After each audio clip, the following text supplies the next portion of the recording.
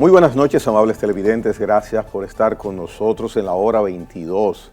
Vamos a hablar de temas que tienen que ver con economía. Para tal fin recibo con mucho agrado a Apolinario Veloz, economista de renombre de República Dominicana, y un hombre que cuando habla, cuando opina sobre estos temas, se le presta mucha atención por sus conocimientos, su capacidad y credibilidad. Buenas noches, Apolinario. Buenas noches, Gregory, y nuevamente gracias por la invitación que me extiendes para venir a este programa.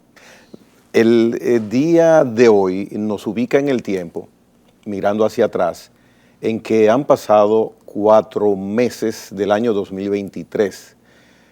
Para ustedes los economistas, el primer cuatrimestre de lo que tiene que ver con estadísticas, cambios en la economía, perspectivas que ustedes han analizado previamente, ya es analizable. No sé si estamos, en tu caso, en el tiempo de poder pasarle por tu parte una mirada, resumen, a qué ha significado estos primeros 4 meses de un año 2023 que previamente iniciara se estableció como un año que sería más difícil que 2022. Desafortunadamente, a pesar de que ha pasado el primer trimestre de este año, el Banco Central publica 45 días después el informe trimestral de la economía, de tal manera que no tenemos números para hacer una evaluación, pero sí tenemos tendencias. Las tendencias que se registran a partir de las medidas de política económica que tomó la administración en el año pasado indican que la economía dominicana se iba a recesionar, es decir, que el crecimiento económico se iba a reducir. Y efectivamente eso es lo que ha ocurrido.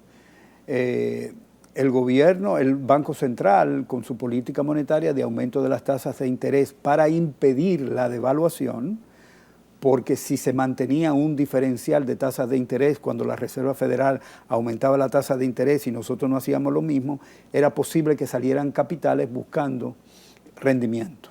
Y para evitar eso y evitar la devaluación, el Banco Central incrementó las tasas de interés. Pero ¿qué ocurre cuando se aumentan las tasas de interés? Ocurre que la demanda agregada cae y obviamente la oferta de bienes y servicios responde a ¿qué? Responde a la demanda. ¿Qué es lo que cae de la demanda? Cae el consumo. Y hay que recordar que el consumo, según a diciembre del 2022 o durante el último trimestre del 2022, era el 78% del producto. Y cae de dos maneras. En primer lugar, al subir las tasas de interés, la gente prefiere ahorrar porque el rendimiento que le están ofreciendo es bastante atractivo y entonces lo que hace la gente es que pospone su consumo. Pero eso significa que el consumo cae en el sentido de que no se gasta, sino que lo que se hace es que se ahorra. Pero por otro lado, también el consumo duradero, aquellos préstamos que se hacen en la banca para comprar un carro, para comprar un terreno, para comprar una casa, también caen por el hecho de que la tasa de interés ha subido y el costo del financiamiento es mayor, ¿no? Entonces, esos dos elementos, que es el consumo duradero y el consumo en términos generales, los dos caen. Entonces, esa es la primera variable de la demanda agregada. La segunda, ¿cuál es? La inversión. Todo el mundo sabe que hay una relación inversa entre la inversión y la tasa de interés. En la medida en que es más alta la tasa de interés, la inversión, como ha subido el costo, tiende a reducirse. Y eso ha ocurrido aquí. Y te doy un dato. Para el año del 2022, en el último trimestre, para el año, la inversión bajó de 22% del producto a 4%, que es una contracción significativa, muy, muy grande de lo que era la inversión. ¿Qué lo determina? ¿El mismo fenómeno que indicas de las tasas de interés? Sí, claro, ese era lo indicativo porque obviamente había que considerar que cuando voy a un banco a buscar un préstamo y ese préstamo en lugar de salirme en 6 me está saliendo en 11, pues evidentemente un proyecto que se calculó con una tasa de interés determinada para saber cuál era la rentabilidad, esa rentabilidad resulta altamente afectada cuando tú tienes un aumento de tasa de interés. Entonces, esos son los dos elementos. Perfectamente, pero ahí no se queda la cosa, Gregory. Es todavía más. porque en la medida en que cae la producción, en que cae la inversión y cae el consumo, y la producción y el producto se contrae, también el empleo sufre, porque efectivamente los empresarios no van a mantener un nivel de empleo cuando la demanda que están recibiendo del mercado es mucho menor y lo que ellos están viendo inicialmente es el aumento de sus inventarios. Por esa razón, ellos dicen, no, vamos a aguantar un poco y vamos a despedir a alguna gente para reducir la producción y ajustarnos a lo que es el mercado, ¿no? Tenemos por otro lado... Perdón, Apolinar, antes, como has mencionado el empleo, ¿tienes algún dato independientemente sobre el empleo, independientemente que el banco todavía no haya...? Pero el dato más significativo, Gregory, es el empleo informal. El empleo informal ahora representa el 52% del mercado. O sea, es decir, que las empresas dominicanas no están generando suficiente empleo para, digamos, reducir esa variable. Incluyendo, aumentó en los últimos meses del año pasado y efectivamente tenemos 52. Eso quiere decir que más de la mitad del empleo está siendo producido por los informales. No vamos a decir empresas informales, es la informalidad, es hacer cualquier cosa que le permita a la gente subsistir. El comercio informal. El comercio informal, todo lo que sea informal, la venta de productos en la calle, la gente que te limpia el vidrio por una propina, todo eso es la informalidad. Y obviamente eso tiene un efecto inmediato sobre el nivel de pobreza de la gente. Es decir, si hay desempleo, si hay falta de ingreso, necesariamente en la pobreza, la desigualdad tiene que crecer. Y hay un estudio justamente que el Ministerio de Economía, Planificación y Desarrollo hizo conjuntamente con Naciones Unidas. Y fíjate que el resultado de ese estudio lo comparan con el año de 1998, que se hizo el primer estudio, digamos, en términos formales, sobre la distribución del ingreso en la República Dominicana, que fue aquella encuesta de ingresos y gastos que hizo el Banco Central en el 98. En aquel momento, 1 millón de dominicanos concentraba el 34% del producto. Hoy es el 55%. Y eso, si medimos la concentración y no usamos el término de producto, sino que usamos el término de riqueza, todo lo que significó la transferencia de activos públicos para el sector privado durante el periodo de Leonel Fernández y sobre todo en y obviamente también tal vez mucho menos durante el periodo de Danilo, pero durante que se están colocando activos del gobierno para que el sector privado haga beneficios, evidentemente que eso sería mucho mayor del 55%. Y eso tiene un impacto también en la dinámica de la economía. No es bueno. No es bueno. Y en días pasados, quizás hace una semana, miraba en televisión un funcionario contento, agradado, indicando que si buscaba el entrevistador en los números de la TCS, las personas inscritas, se daba cuenta que había crecido, refiriéndose a que el empleo iba bien. Entonces, ¿por qué?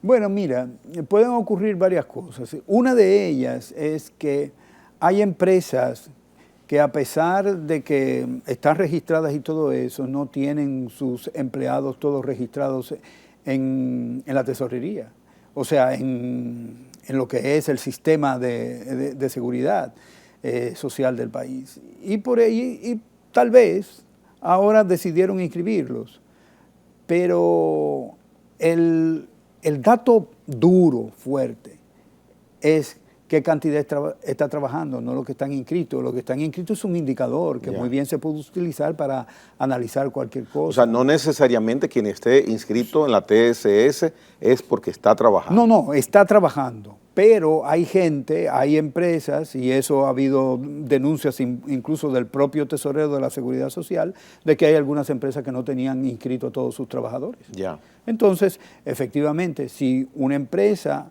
se está poniendo al día y coloca a todos sus trabajadores ahí, esa puede ser una explicación. Pero hay que indicar también al mismo tiempo que el hecho de que se esté en la seguridad social no es una garantía de que ese trabajador esté fuera de la pobreza. Por la sencilla razón de que normalmente el salario en la República Dominicana es un salario muy bajo. Y las indicaciones es que, y el Fondo Monetario lo ha medido, y a propósito menciono que hace tiempo que estoy esperando el informe del artículo 4 de República Dominicana, que no termina de salir. Eso habría que esperar a ver qué está ocurriendo. ¿A qué se refiere ese artículo? El artículo 4 es la evaluación anual que hace el Fondo Monetario de todas las economías. Ya. Entonces, estoy esperándolo. No sale ¿Para todavía. qué tiempo? Para el 22. Sí, pero ¿cuándo debió salir? Debió haber salido en febrero. ¿Alguna razón que conozcas? No conozco la razón, eso lo deberían indicar las autoridades, ¿verdad? Pero aparte de eso... Pero sí llegó en un paquete y no se ha mirado, está aquí. No, aparte de eso, el Fondo Monetario ha medido la productividad de la fuerza de trabajo de la República Dominicana, es decir, de los trabajadores.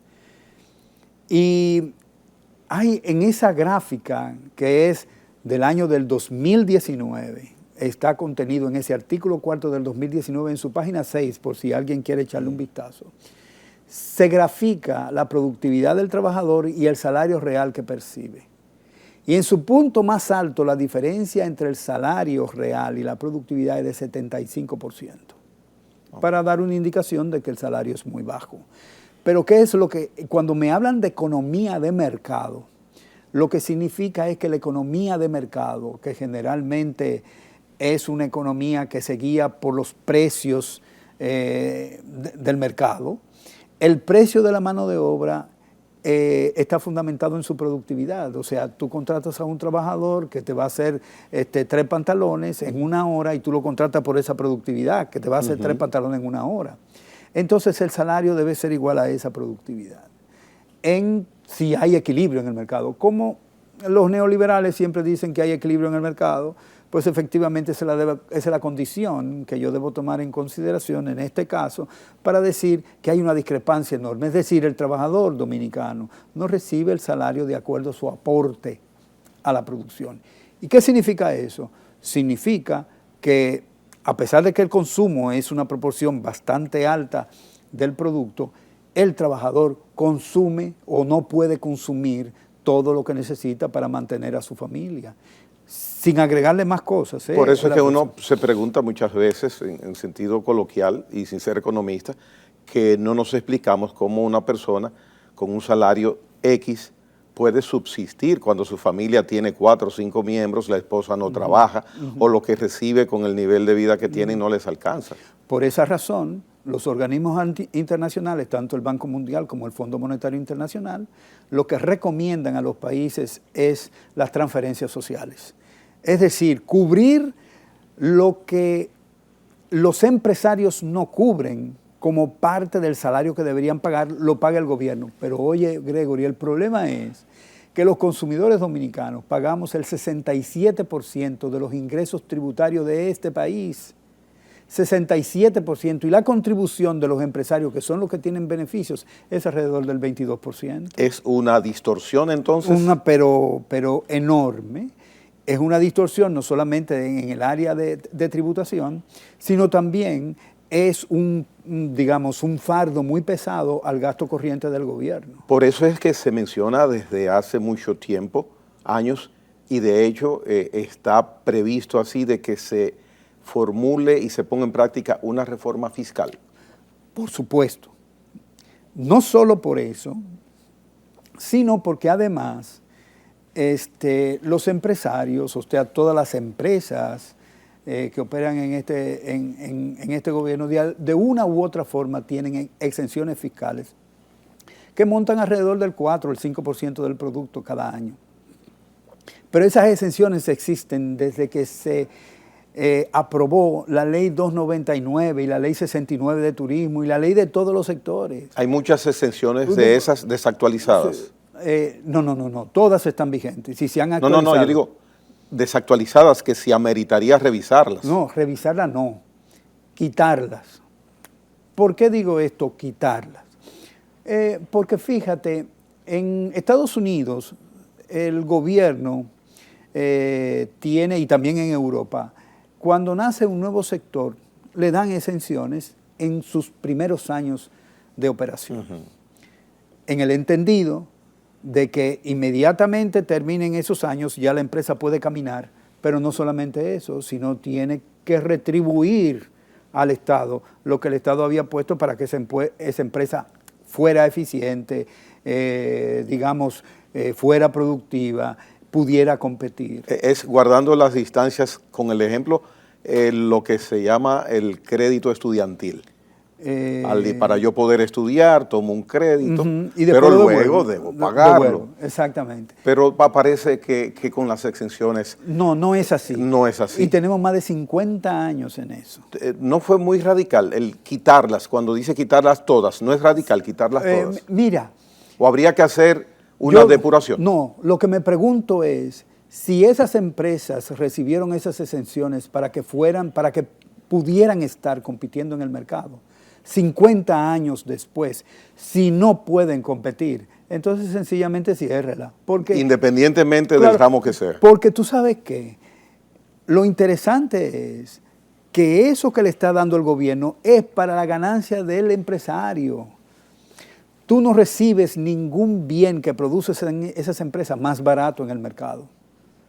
Tú sigues pagando exactamente el mismo precio. Te hago una pregunta, Apolinar. Frente a ese tema de las exenciones fiscales en República Dominicana, ¿algún gobierno se ha sentado con su equipo económico a plantearse la posibilidad de una eliminación, de un ajuste a las exenciones? Que tengas conocimiento. Balaguer en el año de 1990 la quitó todas. Y obviamente después de Balaguer se han venido reincorporando nuevamente todas esas exenciones. Fue con aquella reforma fiscal que hubo que hacer durante la crisis del año de 1990. Yo no sé si Balaguer se sentó con su gabinete, pero debió haber habido una retroalimentación al presidente. Nadie se atrevió a ir al palacio y que devuélvamela. En los programas de gobierno de los partidos políticos que luego llegan a poder, no veo en ningún programa de gobierno nunca esa parte que podría ser muy interesante. No, pero oye, no habría que tomar préstamos si esas exenciones se quitan, porque estamos hablando de más de 500.000 millones de pesos. Y el déficit fiscal, según presupuesto, es alrededor de 180, 200.000 millones, de tal manera que no habría que coger prestado. ¿Y cuál sería el efecto? El efecto sobre la deuda, o sea... No, yo digo, las eliminamos, pero ¿qué sucedería? Porque venimos caminando sobre un esquema de voy cómodo con esto que recibo. Mira, como te dije antes, si esas empresas no han sido capaces de sustituir a través de la mejora de su productividad, de su proceso productivo, de su mercado, lo que ellos están produciendo, durante 50 años yo creo que ha sido demasiado el tiempo que se le ha dado y el sacrificio que ha tenido la gente, porque déjame decirte, lo que no pagan los empresarios lo pagamos nosotros a través del consumo. Ya lo has indicado, 68%. Sí, 67%. 67%. Y si ponemos lo que pagamos en aduana, que no se contabiliza dentro de los impuestos del ITEVI en aduana, es posible que pasemos sobre el 70%. Entonces, la carga tributaria es muy pesada para la gente, no así para los empresarios que van cómodamente con un 22% de aporte a lo que es a los tributos del gobierno y sencillamente recibiendo más de 500.000 millones de pesos cada año. O sea, eso es desde el punto de vista económico irracional. O sea, no es posible que se esté sacrificando a la mayoría de la población para que un grupo de empresarios que no ha hecho su tarea, a lo mejor la han hecho, y uno no lo sabe y siguen recibiendo las exenciones, pero el hecho es de que la mayoría de la gente es quien paga eso. Las transferencias sociales se financian con los impuestos que paga el consumo. Y déjame decirte, los pobres, la clase media, probablemente casi gastan la totalidad de su ingreso en consumo. No hay mucho para ahorro, vamos a estar claros, de tal manera que la estructura tributaria está fundamentada en la gente que menos puede pagar. Y entonces le damos una exenciones justamente a quienes deberían aportar más a la política tributaria dominicana. Interesante tema que desarrollas. Hay algo que tiene que ver directamente con las empresas, el denominado anticipo, pago del anticipo. ¿Qué opinión te merece esa figura fiscal? Mira, yo creo que el anticipo fue una forma y una recomendación de el mejor economista de este país, como se definió hace 2 semanas en una reunión de un canal de televisión, para hacer que las empresas pagaran. ¿Está bien? Había una gran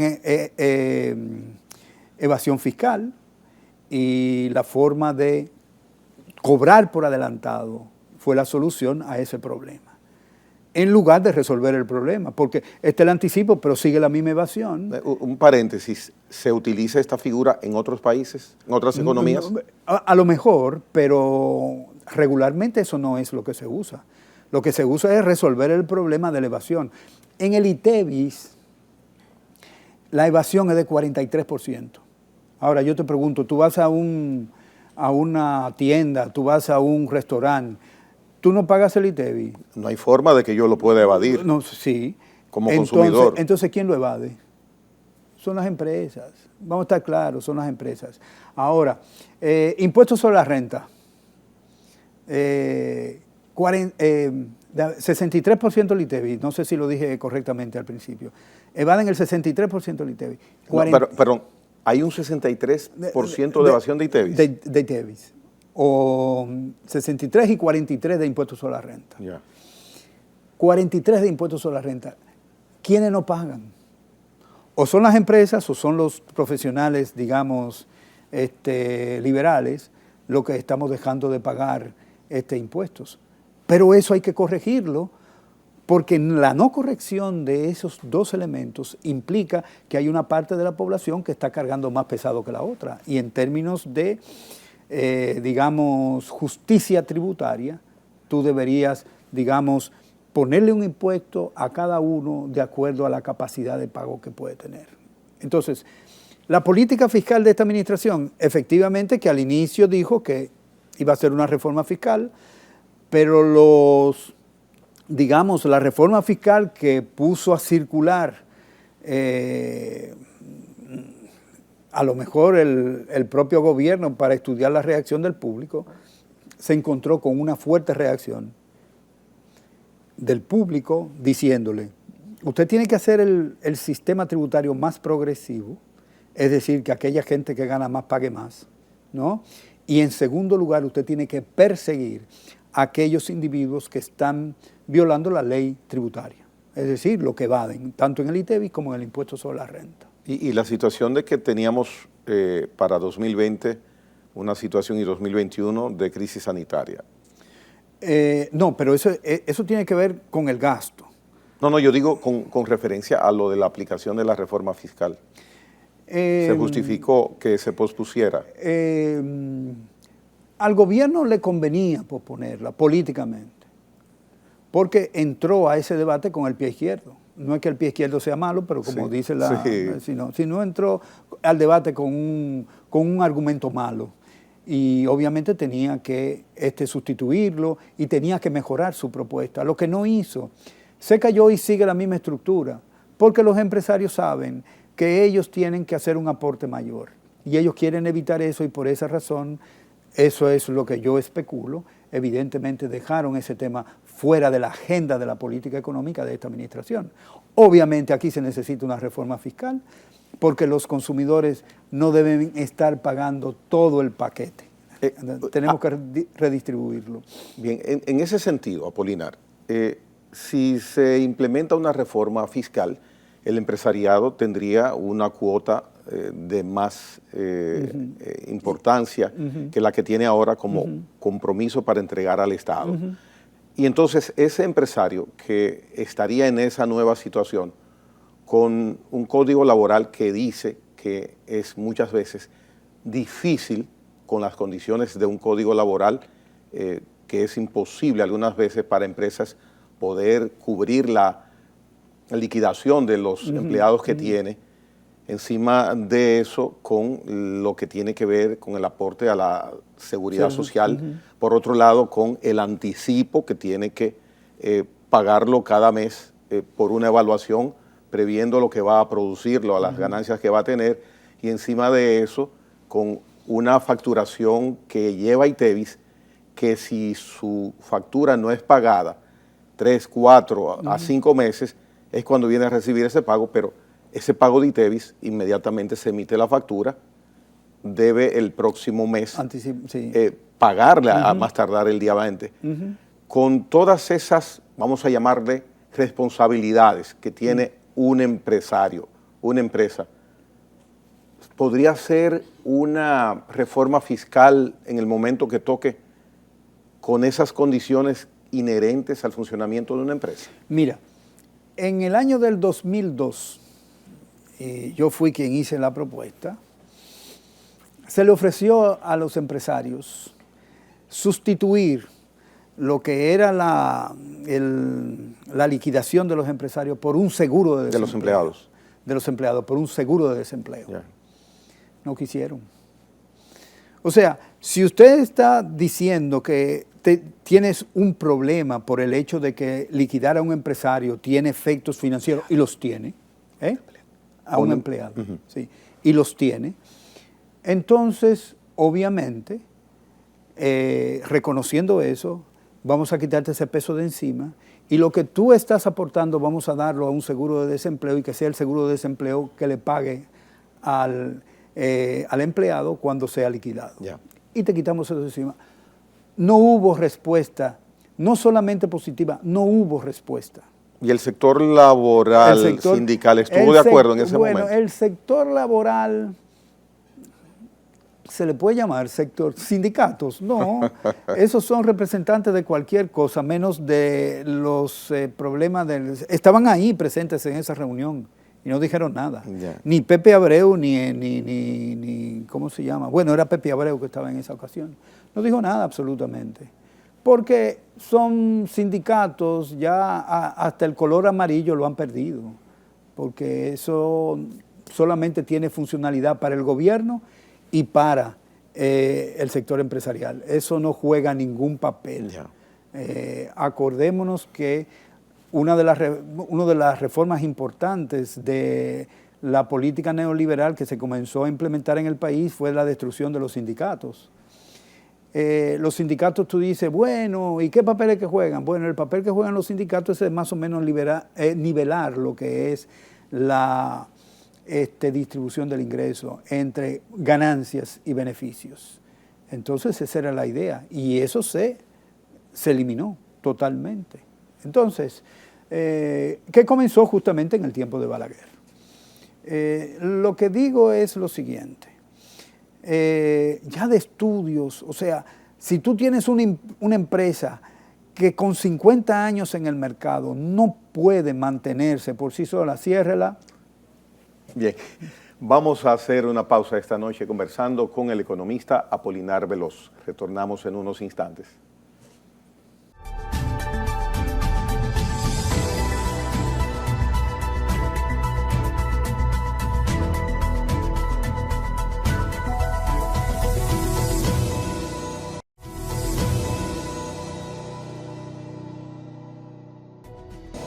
Apolinar Veloz, en el primer segmento, en su primera parte, tocabas un tema que tenía que ver con el empleo en Estados Unidos, las tasas de interés que empezó la Reserva Federal desde hace ya un tiempo a incrementarse, nosotros por igual. Nosotros desde noviembre de 2021 iniciamos paralelamente esa alza de nuestras tasas de referencia, acorde lo hace la Fed en Estados Unidos.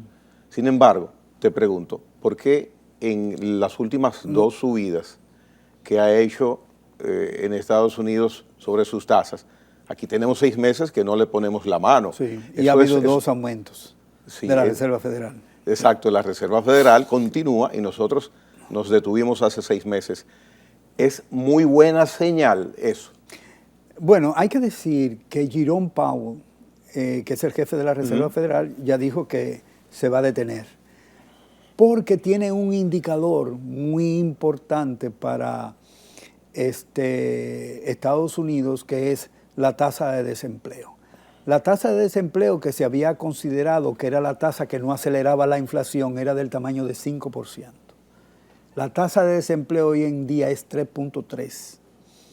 De tal manera que no solamente está usando todos los recursos de Estados Unidos para producir, sino que tiene su nivel de desempleo por debajo de lo que históricamente se había considerado como la tasa de desempleo de pleno empleo. Ya. O sea, esa es la categoría que hoy se tiene en Estados Unidos de pleno empleo. De pleno empleo. Bien. Ahora, no, está por debajo. Ahora, pleno empleo para ellos era 5% de tasa de desempleo. Y si estamos, ahora estamos en 3.3%.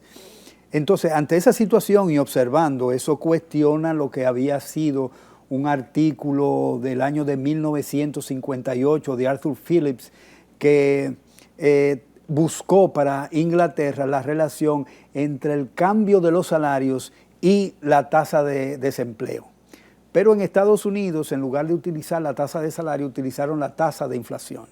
Entonces, compararon qué pasaba si variaba la tasa de inflación con el desempleo. Si la tasa de inflación era muy alta, evidentemente que había un aumento de costos y por esa razón había que despedir a gente. Obviamente, si la tasa de inflación es más baja, pues obviamente que todavía los costos de las empresas permiten, digamos,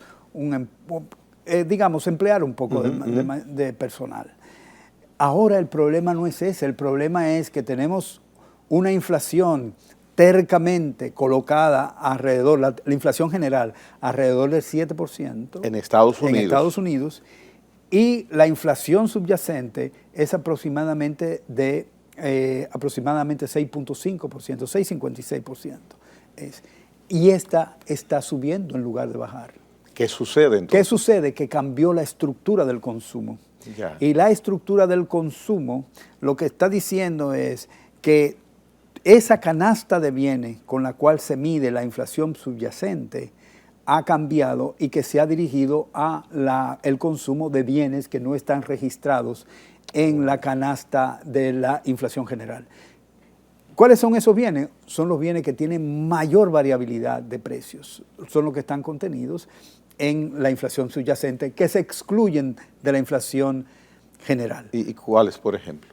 Por ejemplo, bienes de inversión para las familias, una caminadora, una bicicleta, alquilar, por ejemplo, una casa con mayor espacio por el hecho de que las empresas están prefiriendo contratarte a ti en tu casa en lugar de tener un edificio, aire acondicionado, pagar agua, electricidad, etcétera, para mantener una empleomanía. Se han dado cuenta de que es más ventajoso tener al empleado en su casa y traslado ese tipo de costos a la familia. Porque el aire acondicionado se deja encendido el día entero, la electricidad es relativamente barata, pero todo lo demás, lo que pone café, refrigerios, todo eso va a la familia. ¿Y qué hacer Estados Unidos con su inflación entonces, para contenerla?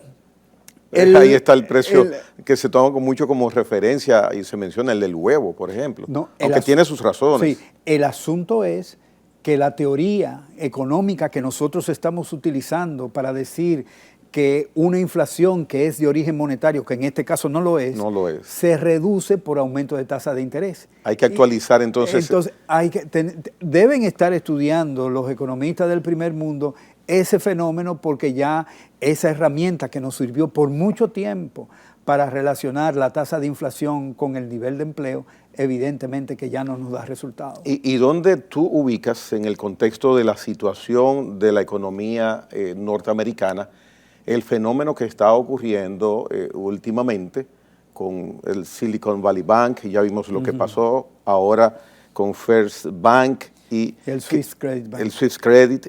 ¿Qué hacer o no qué hacer?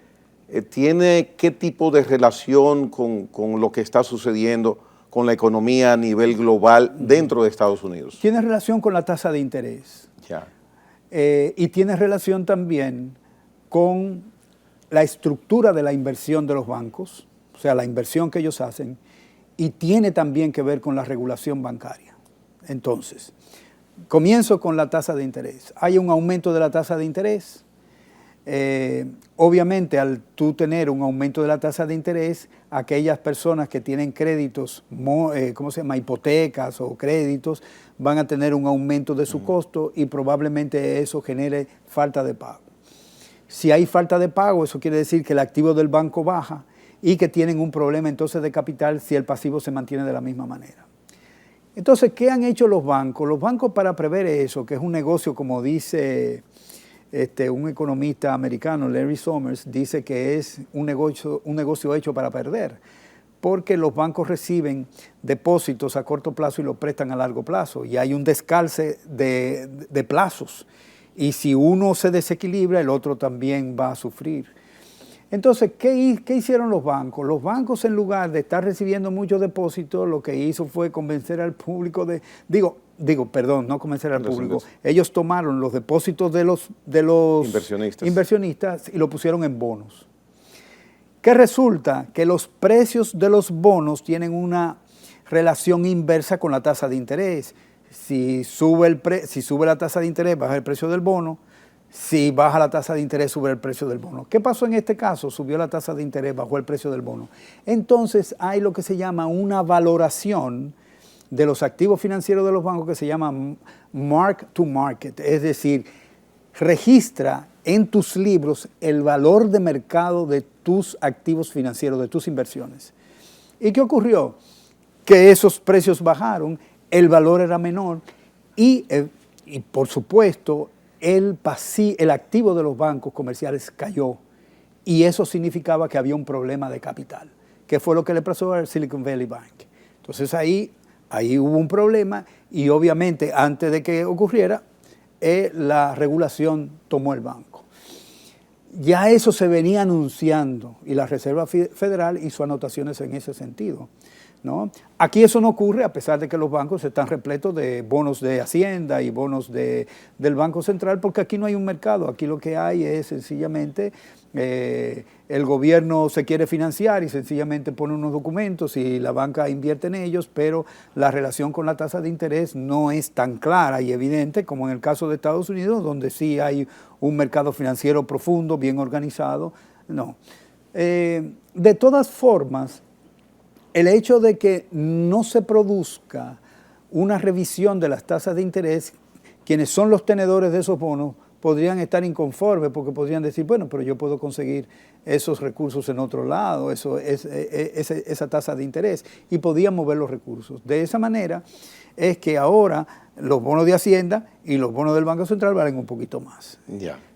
¿Qué significa eso? Eso va a tener un problema fiscal porque es al gobierno que le corresponde pagar. ¿Está bien?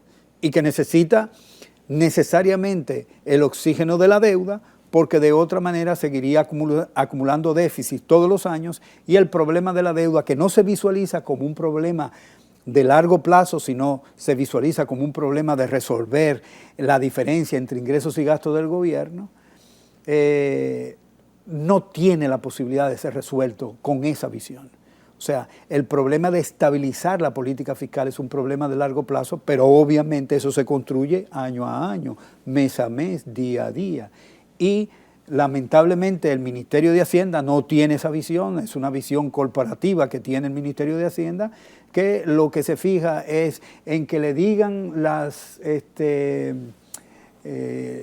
lo que son las calificadoras de riesgo, que la República Dominicana no tiene riesgo. Hicimos fiesta hace 2 meses porque nos recalificaron de manera positiva. Sí, sigue siendo, la deuda pública sigue siendo B, y cuando se busca la definición de B es bono basura.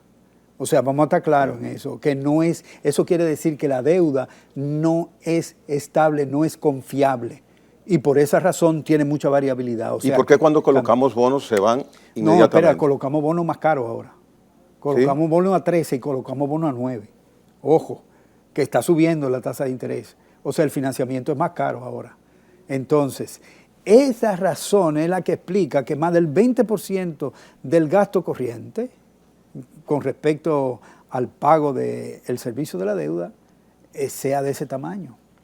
Que conjuntamente con las transferencias sociales y la empleomanía del sector público haga políticamente inmanejable lo que es la relación entre el gasto corriente y el gasto de capital, sabiendo que el gasto de capital es el que mayor beneficio le crea a la economía porque expande la capacidad productiva, genera empleo, genera demanda y permite que el crecimiento económico sea mayor. A propósito, este año, ¿cómo va la inversión en gastos de capital del gobierno? Porque ya vimos lo que sucedió en los primeros 9 meses del 21, los primeros 9 o 10 meses del pasado año. ¿Cómo vamos en esos primeros 4 meses?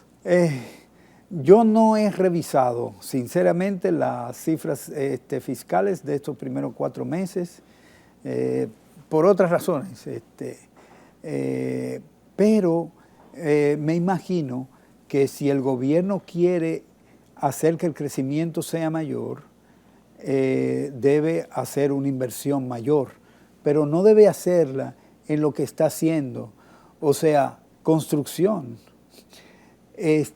Da beneficios, y da beneficio al sector privado, pero eso no significa que tiene impactos importantes sobre la productividad. Puede tenerlos.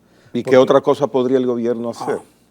Está la educación, pero no la educación del 4%, porque creo que te mencioné en la participación pasada en este programa que parte del 4% se está usando para pagar la nómina de los colegios bilingües más importantes de este país, que se está utilizando para el desayuno escolar, que se está utilizando para comprar terrenos y edificios para hacer inversión, que no se ha puesto lo que se debería poner en calificar mejor a los profesores.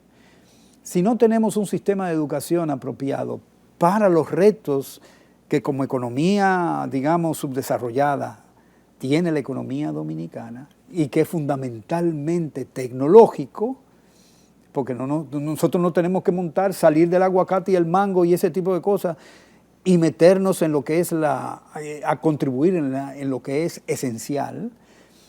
La República Dominicana necesita en su sistema educativo un reordenamiento y una actualización extraordinaria en lo que significa materia de calidad del profesor, calidad de la educación en el aula y tener efectivamente estudiantes que puedan, digamos, agarrar ese conocimiento y posteriormente transformarlos en habilidades para el trabajo. Bueno. Eso no existe. Entonces, eso por un lado, que a eso es que le llaman capital humano. Y también la salud. La salud es parte del capital humano. O sea, un trabajador enfermo no es un trabajador productivo. Y necesariamente para que haya capital humano, esos dos elementos tienen que existir de manera conjunta. O sea, tú no puedes, si el individuo tiene un seguro médico y ese seguro médico, cuando te ponen una analítica que comprende 20 pruebas, a ti una de ellas solamente te cubre 10. Por ejemplo, la mía, que es humano, te cubre 10. Lo otro lo tengo que pagar yo. ¿Pero por qué ocurre eso? Porque hay un intermediario que tiene que ganar dinero y ganar dinero significa reducir los servicios que debe recibir el asegurado. También Apolinar influye bastante y tomo el ejemplo que daba el doctor José Joaquín Puello la pasada semana en ese mismo asiento donde él reclamaba la implementación de la atención primaria, que está establecido desde que nace la Ley de Seguridad Social, y sin embargo se ha migrado para un lado con ese tema. No, son los médicos que se han opuesto a eso, porque eso significa que el médico especialista de entrada no te va a tener a ti, porque tú puedes saltar de nivel, inmediatamente te vas al tercer nivel.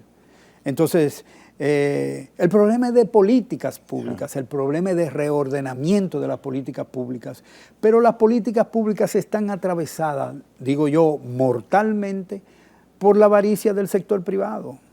En todo lo que se mueve desde el punto de vista de política pública está totalmente, digamos, mediatizado por la ganancia. O sea, aquí se privilegia, este gobierno ha privilegiado fundamentalmente el beneficio.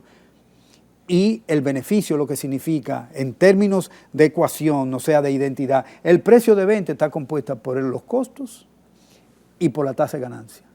Pero cuando se habla de inflación, solamente se habla de los costos y fundamentalmente del costo de la mano de obra. ¿Por qué mencionas que este gobierno privilegia el beneficio? El Y beneficio. especificas este gobierno. Especifico este gobierno por la decisión de las asociaciones público-privadas y los fideicomisos, por la colocación en cada uno de los ministerios. Tal vez ocurría antes, pero esto es más claro ahora, más claro que antes. Coloca en cada uno de los ministerios gente que pertenece al sector privado a hacer regulación de los sectores a los que ellos pertenecían en el sector privado, en el eléctrico, en la salud, en la educación, búsquelo en cualquier sector. Eso es un funcionario con experiencia en el área. En principio se oye bien. No, no se oye bien porque esos empleados tienen intereses y los intereses no coinciden con el interés del gobierno de hacer Conflicto de intereses. Exactamente, de hacer políticas públicas para el beneficio de la sociedad. Fíjate que hay una diferencia. Siempre los neoliberales dicen el gobierno es ineficiente. ¿Y por qué es ineficiente? Porque no genera beneficio. Es decir, que los eficientes son los empresarios que generan beneficio, pero generan beneficio teniendo un paquete de exenciones fiscales extraordinario, evaden los impuestos y ¿cómo no van a tener beneficio? Como dice uno, cuando muchacho cualquiera estudiando pasa. Exactamente. Entonces, ese discurso hay que dejarlo a un lado y comenzar a sincerizar el funcionamiento de la economía dominicana. No es posible que para que haya, digamos, tranquilidad social, este sistema, esta estructura que está funcionando en la actualidad siga vigente. No será posible mantenerlo por mucho tiempo, porque, por ejemplo, te voy a citar 3 casos. Francia. ¿Por qué está protestando Francia? Porque le subieron 2 años a la edad de retiro. Y no estamos hablando de prestadora privada, estamos hablando del gobierno, del Estado. Está bien.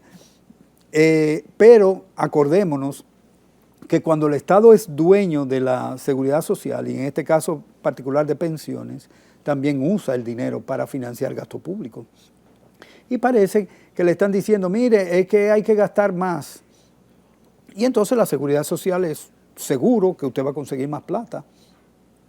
Y la gente está todavía, aún aprobada, sigue protestando. Te estoy hablando de Israel. Se tomó una decisión que perjudicaba la participación de la gente y le quitaba el protagonismo justamente a la sociedad, que es lo que la democracia debe garantizar en un proceso, digamos, de libertades. Era impensable que los israelitas estuvieran manifestándose en la calle en contra de Netanyahu y de su política. ¿Y de qué forma lo han hecho? Y después también tenemos Italia, de la misma manera reclamando justamente el hecho de que la democracia debe garantizar una participación justa en todas las actividades humanas que se desarrollan en un marco democrático, en el marco del capitalismo. Entonces, esos son los, digamos, los elementos, y eso se va a producir en muchos sitios, porque el deterioro de las instituciones del capitalismo y de la democracia se han ido deteriorando de la misma manera. En todo el desarrollo del programa has tocado temas internacionales, en la economía nuestra, y no te he escuchado mencionar ninguna relación ni ningún efecto que tenga que ver con que ya estamos con la acostumbrada guerra Ucrania y Rusia, que ya tiene todo el tiempo de... ¿Qué influye en estos momentos a nivel mundial esa situación? Aparte de los efectos que ha tenido sobre los precios de los combustibles, hay un elemento que se ha dejado de lado, pero que los organismos internacionales han comenzado a insistir con bastante asiduidad durante estos últimos meses. Y es el hecho de que esa guerra ha acelerado la fragmentación del bloque que habían creado a través de la globalización de los mercados. Eso lo está planteando Estados Unidos, eso que dice nearshoring, friendshoring, que es el acercamiento, o sea, deslocalizar lo que eran las actividades productivas que se desarrollaban, por ejemplo, en China, traerla para Estados Unidos, para México. Y Estados Unidos dice, como política, tenemos que relocalizar nuestras actividades productivas en aquellos países que compartan nuestros valores. Entonces, eso está ocurriendo y eso significa destruir la estructura que se había creado de la conexión que tiene cada uno de los mercados. Y eso puede resultar en la limitación, por ejemplo, que puede tener un país subdesarrollado en la venta de bienes y servicios al exterior. Es posible que comiencen a aparecer los nacionalismos y te ponga un arancel y te ponga una restricción, una medida sanitaria para que tu producto no entre, etc. Entonces, eso se ha dejado de lado, sobre todo también el hecho de que está comenzando a aparecer nuevamente la política de bloque. China por un lado, India, Estados Unidos y el bloque, digamos, de todas las economías occidentales en contra de lo que ellos llaman el comunismo. Y se está evidenciando verdaderamente. Pero ya ese será tema para otra ocasión que converses con el público de la hora 22. Agradezco, Apolinar, nueva vez tu presencia acá y ha sido bien interesante los temas que has tratado. Gracias por tu visita. No, gracias a ti. Bien. Señores, nueva vez, mañana les espero en la hora 22, a la misma hora. Hasta entonces.